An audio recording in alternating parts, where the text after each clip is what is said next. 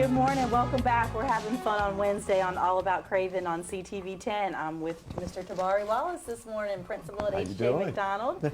And we've got some special guests this morning. We have Miss Deb Stevenson here, Hi. author.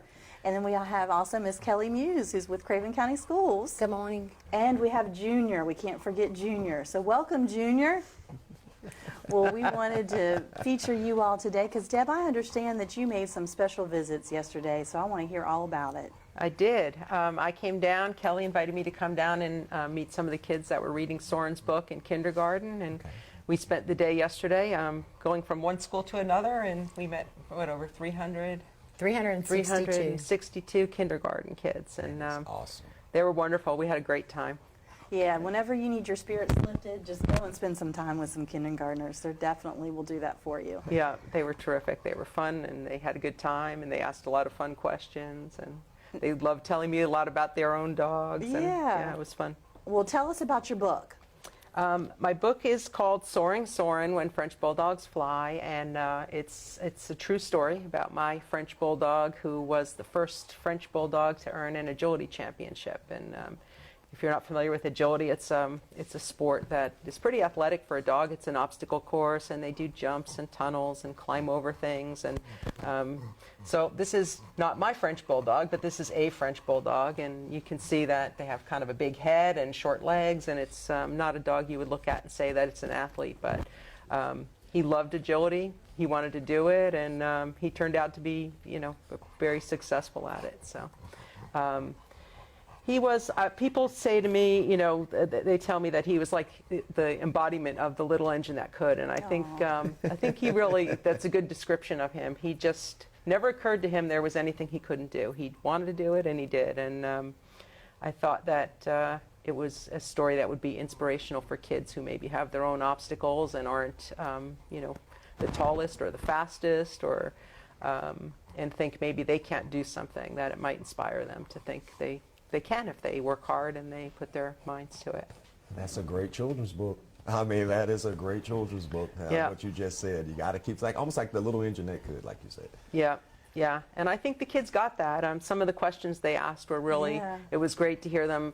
Like they said in the story, there's a scene where some of the dogs look at Soren kind of funny, like, oh, I don't think you can do this. And they said, how come some of the kids weren't nice to him? Some of the dogs weren't nice to him. And so we talked about how, in life that happens. Not everybody is nice and not everybody is supportive, but, you just have to believe in yourself and focus on the people that do support you. And I think they got that. And hopefully, as they think about it, they think about the kind of person they want to be for other people, and to be supportive and kind and encouraging to other kids. And one of the things I noticed when I was with you all yesterday at Ben Quinn is that the students could really relate.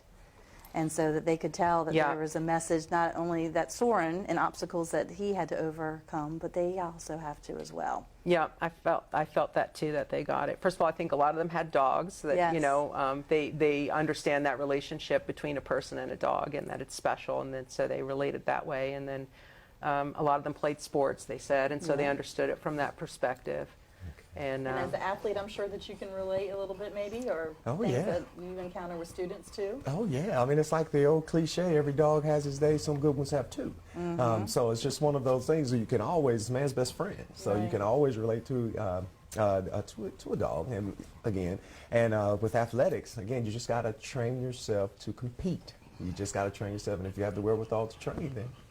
As I see. Yeah. And I think that's part of the message of the book too, is that you do have to work hard. If you want something and you have a dream and you want to go for it, then it's hard work, and there's things to learn and obstacles to overcome, and so I definitely think that's part of it. That's a great message for kindergartners too.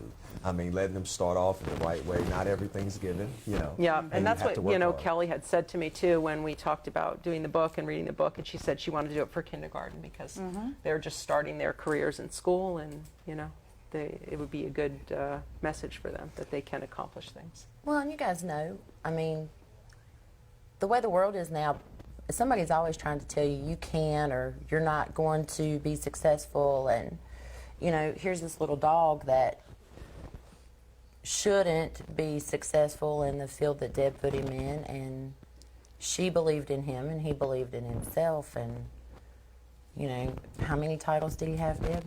He had, I kind of lost count, but somewhere around 120 different Wow. performance titles. Really? Yeah, Yeah, he did. The bag of ribbons she brought my yesterday. Yeah. That was very admirable. Yeah, the ribbons, the kids really, I think, got a kick out of that. I Yeah. brought a big bag, right? It was Yeah, probably like 3 huge, feet tall huge. of ribbons that Soren had won over the years. And at the end of the presentation, we gave each child a ribbon to keep as a remembrance that they can, follow their own dreams. And they really liked that. They all wore them on their shirts. And that they're all a champion. That's Yeah. right. And Yeah. Soren's a champion. I mean, all those many ribbons. I mean, my goodness. That's, yeah. Now, yeah. one of the So things that was I fun. thought was great too is that you gave a book to each student, right? Is that- To each kindergarten class. to each kindergarten Each class. class got one, yeah. Okay. So Soren's message can be shared next year and the year after. For many years to come. That's great. Now, Deb, I assume that you're not an author by nature. Is that No, I'm a product manager, actually. okay? So, what made you decide to write this book? I think, well, I always did want to write a children's book, I will say. And I think a lot of people feel that way. You think, oh, I would love to write a book someday. And a lot of people think they want to write a children's book. And I have a son who's 24 now. And when he was little, we read together all the time. And that was a really special time. At night we would, before bed, we'd sit and read. And he had books when he was little that he memorized the whole book. He could, recite it long before he could read. So yeah, I always thought that would be a special thing to do. And then I think I was just inspired by the story. Soren was very inspirational to me personally, Okay. And I think he actually was part of my inspiration for the book, because when I wasn't sure what to do or how to move it forward, I would think, Soren would just do it. You should just do it. And Right. that's what I kept doing, just, one step at a time until we got it done. So I was just really excited to share his story. That's great. So you're here from New Jersey, and you're on your way down south. What state are you headed to? And I think you got another competition coming up, correct? I do, yeah. I have a competition, the U.S. Open UKI Agility Championships are down in Perry, Georgia at the fairgrounds this weekend. So I'm headed down there.